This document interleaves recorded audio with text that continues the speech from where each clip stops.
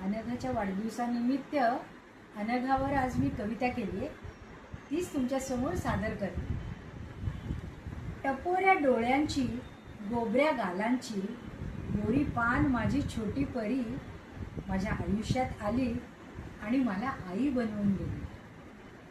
तिच्या आगमनाने जीवन माझं अगदी बदलून गेलं. प्रेम, माया, आनंदाने माझं विश्व उजळून गेलं. शांत समजूतदार परीने माझ्या कधी हट्टच केला नाही.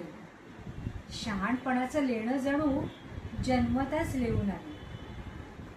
आई वडिलांची स्वप्न जपली, उत्तम पोहून अनेक बक्षिसं मिळवली. उच्च शिक्षण पूर्ण करून माझ्या बेस्ट परीने बेस्ट नोकरी पटकवली.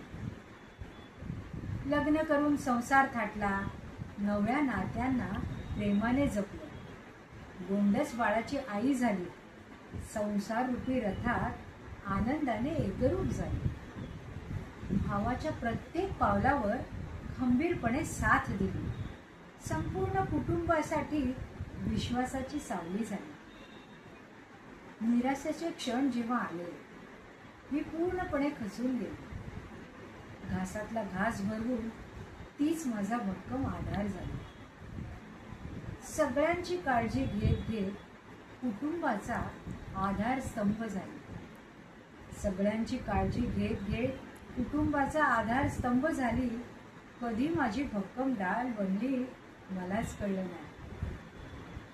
जिला मी बोटाने धरून चालायला शिकवलं, कधी ती मला सावरू लागली मलाच कळलं नाही.